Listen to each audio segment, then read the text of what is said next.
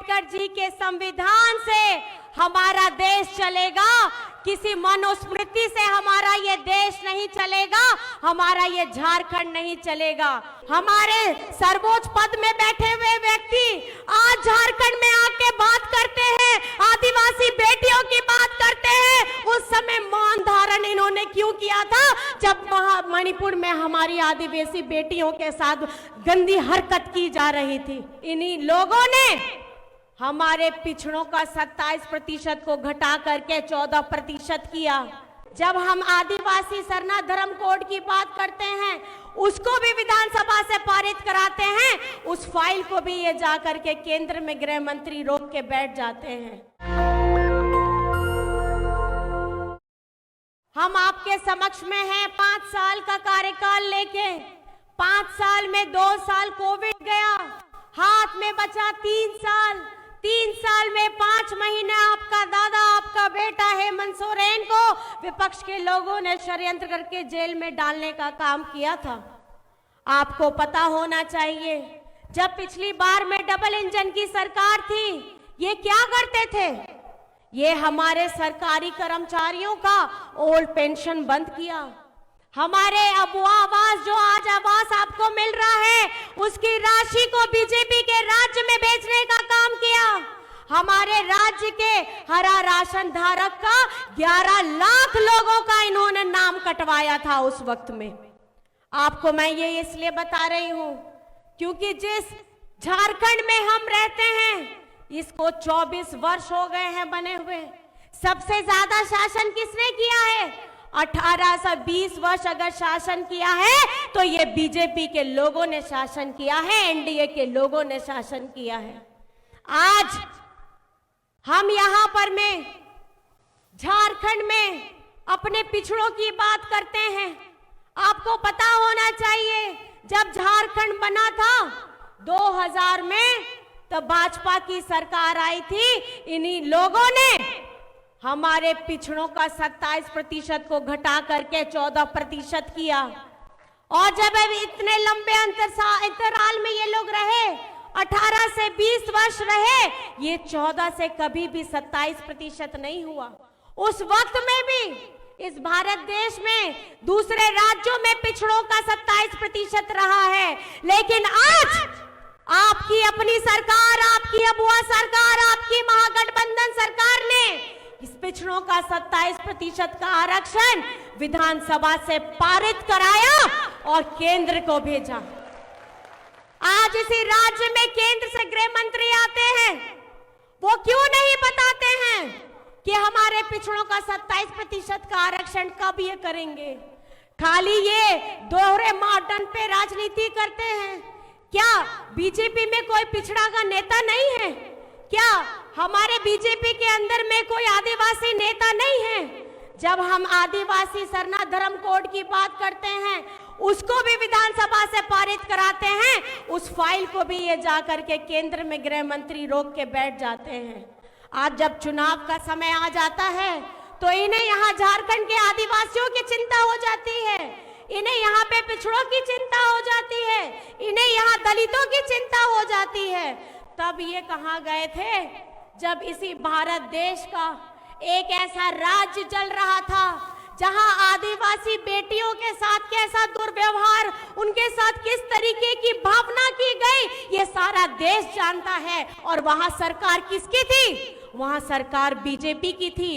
इनकी एक भी हिम्मत नहीं हुई। हमारे सर्वोच्च पद में बैठे हुए व्यक्ति आज झारखंड में आके बात करते हैं, आदिवासी बेटियों की बात करते हैं। उस समय मौन धारण इन्होंने क्यों किया था जब मणिपुर में हमारी आदिवासी बेटियों के साथ गंदी हरकत की जा रही थी? आज ये आदिवासियों के हितैषी नहीं है, ये आदिवासियों की जमीन की इनको चिंता है। इनकी पैनी नजर उस जमीन के अंदर में दबे खजाने की चिंता है, जिनका ये छीनना चाहते हैं हमसे। आज बगल के राज्य में देखिए, छत्तीसगढ़ में क्या हो रहा है।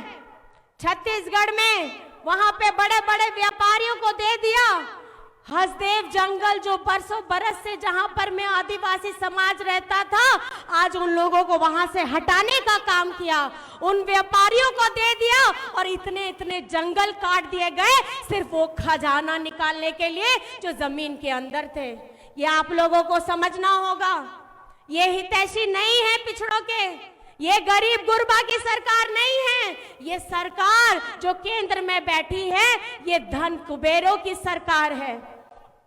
इनके पास में इतना पैसा है, ये जो धन कुबेर है उनके पास इतना पैसा है, उनका लोन ऋण हजारों करोड़ वापस करने के लिए केंद्र सरकार के पास में पैसा है, लेकिन हमारे किसान भाइयों का जो अपना रोजी रोटी अपने देश को अन्न देता है और अपना सब कुछ गिरवी रख करके इस देश के लोगों को खाना खिलाता है, उन किसानों का ऋण देने के लिए केंद्र सरकार के पास में पैसा नहीं है। लेकिन आपको जान करके ये खुशी होगी कि आपकी अपनी अबुआ सरकार, आपकी अपनी महागठबंधन सरकार ने हमारे राज्य में एक एक किसान का 2-2 लाख रुपया मुफ्त कराया है, उनका ऋण से उनको मुक्त कराया है। आज हम आपके समक्ष में आए हैं अपने बात को लेकर के, अपनी कामों को लेकर के आपके समक्ष में आए हैं। जब डबल इंजन की सरकार थी, ये लोग क्या करते थे? ये लोग सरकारी स्कूलों को बंद कराते थे, हमारे आवास का पैसा दूसरे राज्य में भेजते थे। आज झारखंड में 40 लाख लोगों को सर्वजन पेंशन की योजना के साथ में जोड़ दिया गया है। 25 लाख लोगों को, उनके परिवारों को अबुआ आवास योजना के साथ जोड़ दिया गया है। हमारी बिटियां, झारखंड की बिटियां जिनके लिए सावित्रीबाई फूले की योजना चल रही है, 9 लाख बच्चियों को 40,000 की राशि कक्षा 8 से लेकर के 12वीं कक्षा तक उनको 40,000 की राशि दी जा रही है। आज हम बात करते हैं शिक्षा पे, आज हम बात करते हैं अपने हक पे, हम आज बात करते हैं अपने सम्मान पे। आज हम किसकी लड़ाई लड़ रहे हैं? आज हेमंत सोरेन जी हर मंच से, हर जगह से कितनी बार चिट्ठी केंद्र को भेज चुके हैं कि हमारा 1,36,000 करोड़ वापस करो। ये किसका पैसा है? आपको पता है ये किसका पैसा है? ये आप लोगों का पैसा है, ये आप लोगों का पैसा है। और इतने वर्षों से जब यहाँ बीजेपी की सरकार थी, उन्होंने अपने आला कमान से कभी भी इस बात की चिंता नहीं की कि झारखंड का हक का पैसा और झारखंड के विकास के लिए पैसा लाया जाए। आज हेमंत सोरेन जी आपकी आवाज को बुलंद कर रहे हैं। आज हम ये यहाँ आते हैं, ये हमें बांटने की बात सिखाते हैं। क्यों नहीं, जब चुनाव नहीं होता है तो आप 3-3 महीने में आइए।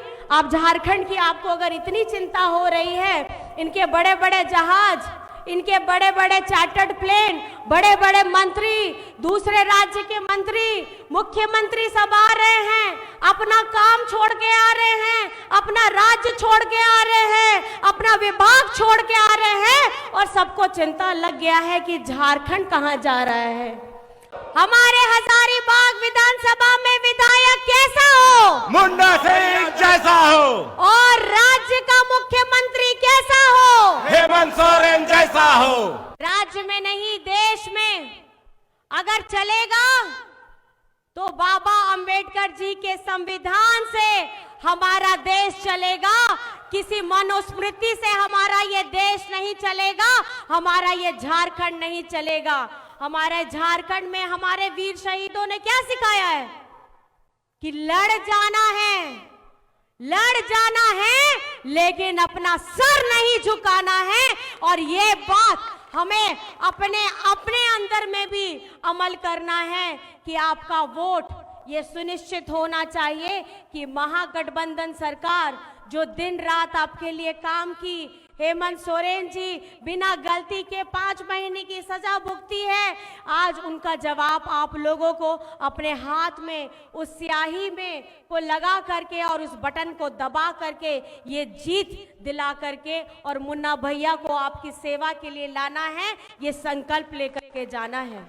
नेशनल दस्तक की आपसे गुजारिश है कि अगर इसको बचाना चाहते हैं तो नेशनल दस्तक को सब्सक्राइब करने के लिए रेड कलर के सब्सक्राइब बटन को दबाएं, फिर बेल आइकन की घंटी दबाएं। नेशनल दस्तक को बचाने के लिए बहुत जरूरी है कि हर खबर को शेयर करें, लाइक करें, कमेंट जरूर करें।